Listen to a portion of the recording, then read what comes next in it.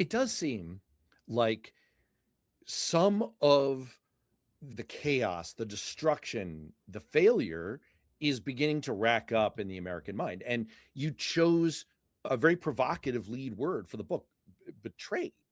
Is that what you think is motivating the growing mass of former Trump voters who not only say that they regret their vote, but are actively saying they wish they had a chance to see him impeached? And by the way, the proportion of Trump voters who now say both of those things is equal. It's just over 20%.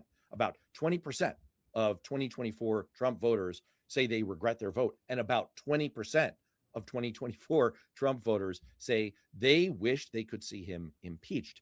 Do you think that there is a sense of betrayal that's driving this, or why do you think so many of these voters regret their vote? We chose the word betrayed. Now, betrayed is a very strong word, right? It's very evocative. It's very emotional. It's also deliberate on our part. And I think actually, Matt, you articulated it well when you said Trump came into power promising two things to his supporters, right? That he would lower prices on day one and not get us involved in wars. And he's broken both of those promises. And one thing that Trump has done with his supporters is really build a very strong personal, emotional connection with the people who are in his fold.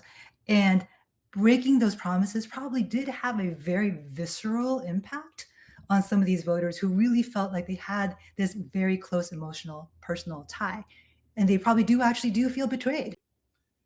And what the Trump presidency is different because it is a presidency that is mainly focused on the revenge tour against his enemies, self glorification, greed. And so, as people grasp that, they might say, I thought I was making a reasonable decision, but he's betrayed me. This is not the presidency that I thought I was going to get. You referenced a moment ago people starting to grasp the scale of the betrayal of both the country and themselves and their own financial interests. And I can't help once again splashing this up on the screen. These are right wing people, and they're pointing this out that essentially the only major legislative accomplishment that Donald Trump has had is to transfer hundreds of billions of dollars from red states to blue states. Well done. But you were talking about as people start to grasp that kind of a reality, the realization that sets in. And then there's sort of an ellipsis that follows from that.